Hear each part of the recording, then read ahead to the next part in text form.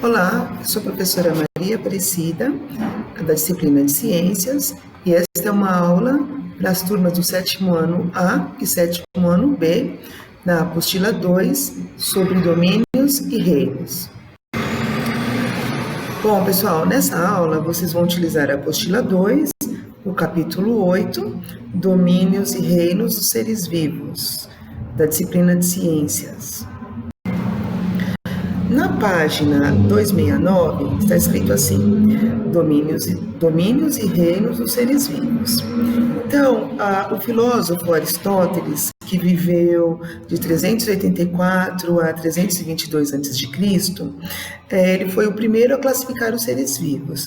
E ele classificou em dois grandes grupos, que é o grupo animal e o grupo vegetal. Mais tarde, após a contribuição de outros estudiosos, Linneu classificou esses grupos em reinos. Para facilitar o estudo da grande biodiversidade de seres vivos que existe, a gente utiliza essa classificação feita por Linneu. Com o avanço da tecnologia, ao longo dos anos, outros seres foram sendo conhecidos e foi necessário dividi-los em mais grupos.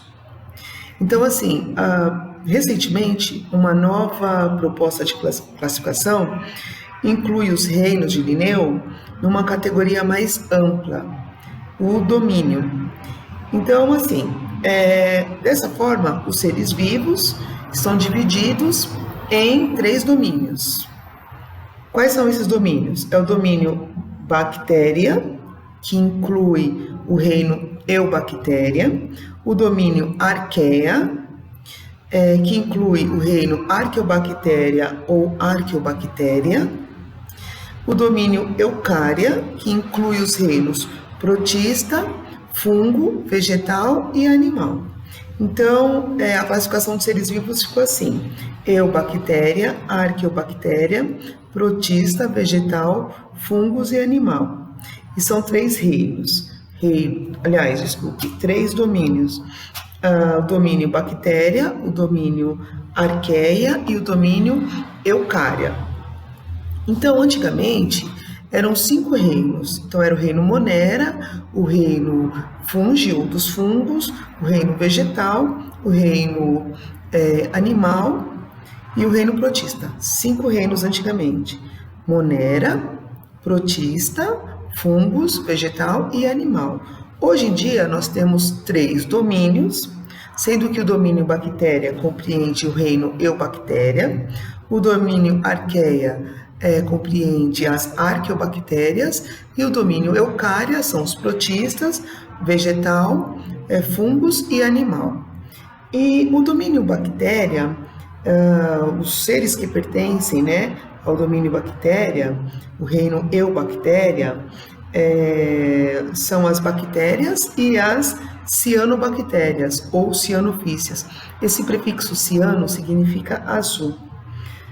São seres tão pequenos que só podem ser vistos com auxílio de um microscópio. Esse nome significa bactéria, eubactéria, significa pequeno ser verdadeiro em forma de bastão. Na página 270, nós temos uma imagem, a imagem A, que são as bactérias, Escherichia coli, e na figura P, nós temos as cianobactérias. A Escherichia coli é uma bactéria que está presente no nosso intestino, faz parte da nossa flora intestinal. Esses seres vivos são constituídos por uma única célula, então são unicelulares. São procariontes porque são desprovidos da carioteca. Carioteca, aquela membrana que envolve o núcleo. Eles são organizados cuja célula não possui um núcleo verdadeiro, ou seja, o material genético fica disperso no citoplasma. As cianobactérias conseguem produzir o seu próprio alimento, então são seres autótrofos. Já as bactérias precisam obter alimento do ambiente, ou seja, são heterótrofas ou heterotróficas. Domínio arqueia. O domínio arqueia estão os seres do reino Arqueobactéria. Quais são esses reinos? Então, os seres que pertencem ao domínio arqueia e ao reino Arqueobactéria, que significa pequeno em forma de bastão, são as arqueobactérias parecidas em certas características com as bactérias e cianobactérias. Por esse motivo, antigamente eram todos considerados pertencentes ao mesmo reino, antigo reino Monera. As arqueobactérias são unicelulares e procariontes, então todo o corpo do indivíduo é uma única célula e também são desprovidas de carioteca, que é aquela membrana nuclear. Também são autótrofas, ou seja, produzem o seu próprio alimento, mas existem espécies que são heterótrofas também, que não produzem o seu próprio alimento. Com base em estudos mais recentes que desvendaram diferenças consideráveis entre o seu material genético e o material genético das bactérias, acabou-se criando um novo domínio e reino para arqueobactérias. As arqueobactérias que vivem em ambientes muito variados, desde o mar morto, que é uma água extremamente salgada, até dentro de outros organismos, como as vacas, por exemplo, produzindo gás metano. Então, vocês entenderam? Antigamente eram 5 reinos: Monera, protista, fungo, vegetal e animal. Hoje em dia nós temos 3 domínios. Então, nós temos o domínio bactéria, onde estão as bactérias e as cianobactérias. Nós temos o domínio arqueia, que estão as arqueobactérias. Qual a diferença entre as arqueobactérias e as bactérias e cianobactérias? É o seu material genético. Então, por apresentarem diferenças no seu material genético, é que elas foram incluídas em outro reino, em outro domínio. Domínio eucária. O domínio eucária estão os reinos protista, reino fungi, o reino animal e o reino vegetal. No reino protista, nós temos os protozoários, que são seres unicelulares, são seres eucariontes e são seres heterótrofos. Esses são os protozoários, que posteriormente nós vamos estudá-los. Vocês vão ver que eles são classificados de acordo com o seu meio de locomoção. Neste reino também estão as algas. Então, nós também vamos aprender sobre as algas de uma maneira mais complexa posteriormente. Vocês vão ver que tem as algas verdes, as algas marrons, as algas vermelhas, as algas pardas, de acordo com a sua clorofila, que é o pigmento responsável pela fotossíntese. Então, no reino protista, nós temos protozoários e temos algas protistas. Os protozoários são eucariontes, unicelulares e heterótrofos. As algas existem algas unicelulares e algas que são pluricelulares. As algas são todas eucariontes e as algas são autótrofas, com exceção da euglena, que nós vamos aprender mais adiante, que é um tipo de alga que também tem comportamento heterótrofo, mas todas as algas são autótrofas. E a euglena pode ser autótrofa e heterótrofa. Reino vegetal. O reino vegetal também é chamado de reino plantae ou reino metáfita. Quem está no reino vegetal, o reino metáfita, são todas as plantas de maneira geral. Então, assim, desde o abacateiro, palmeira, capim, samambaia, são todos exemplos de vegetais. No reino vegetal, nós temos seres que são, todos os seres são autótrofos.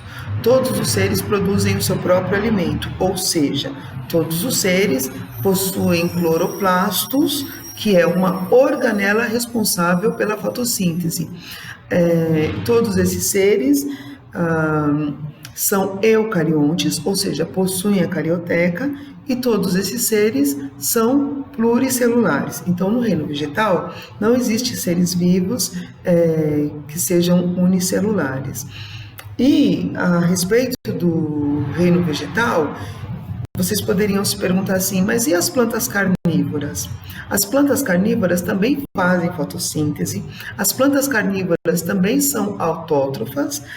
A questão é que, como elas podem ser encontradas num solo pobre em nutrientes, as plantas carnívoras, que também são chamadas de insetívoras, podem se alimentar de insetos para complementar a sua alimentação, ou seja, a sua nutrição, mas todas as plantas são autótrofas. Bom, reino fungo ou fungi. No reino dos fungos, nós vamos encontrar seres que são unicelulares, como o levedo, que é responsável pela fermentação da cerveja, é um ser unicelular. E nós vamos encontrar também seres pluricelulares. Não sei se vocês já viram cogumelos, como o champignon, o shiitake, o shimeji, que são cogumelos utilizados na alimentação das pessoas. Esses exemplos de cogumelos são tipos de fungos, e são fungos que têm muitas células, então são fungos que são pluricelulares. Mas também há os fungos que são unicelulares. Então, muitos fungos que causam o bolor, por exemplo, o mofo, são fungos unicelulares. Nós podemos encontrar fungos também, como eu havia dito antes da fermentação da cerveja, no fermento biológico. Então, o fermento biológico, ele é composto biovida. Então, ele é composto de um ser vivo. Que ser vivo é esse? São os fungos que são responsáveis pela fermentação. Então, todos os fungos são eucariontes, todos os fungos são heterótrofos, nenhum fungo faz fotossíntese, e nós podemos encontrar fungos unicelulares e fungos pluricelulares. Reino animal.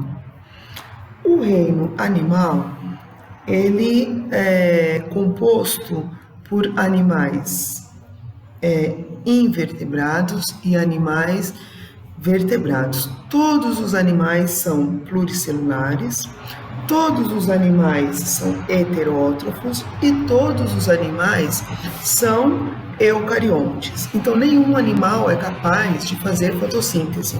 Todos os animais são heterótrofos, são formados por muitas e muitas células, ou seja, todos os animais são pluricelulares e todos possuem carioteca.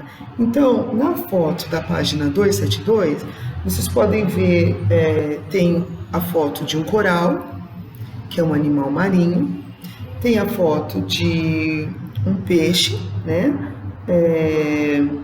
Esse peixe, a barracuda, nós temos a foto de um besouro e nós temos a foto de um porco-espinho. Pessoal, desculpe, a imagem A é de um outro animal, não é um coral, é uma esponja, um porífero, que nós vamos aprender também mais à frente. Então, todos esses seres são animais. Mesmo a esponja da figura A, que parece uma planta, também é um animal. Então, existe uma infinidade de animais, animais aquáticos, animais terrestres, animais que conseguem voar, como pássaros e morcegos, e todos eles estão presentes no reino animal, que existem seres que são invertebrados, desprovidos de vértebras, e existem os animais que são vertebrados, que possuem vértebras. Todos os vertebrados, de novo, todos os vertebrados são eucariontes, aliás, todos os animais, vertebrados e invertebrados, são todos eucariontes, pluricelulares e heterótrofos. Vírus. Bom, os vírus são considerados acelulares. Os vírus são considerados elementos de transição por alguns cientistas. Eles não estão inclusos em nenhum reino, devido às características que eles apresentam. Então, no próximo capítulo, nós vamos aprender somente sobre fungos. Desculpe, vírus, somente sobre vírus. Na página 273 está dizendo assim: poderíamos classificar os seres vivos em mais reinos? Sim, porque nem todos os cientistas concordam com o número de reinos e com a maneira de classificá-los. E se vocês lembram dos primeiros vídeos, nós falamos que existem muitos seres vivos que talvez nem tenham sido descobertos ainda.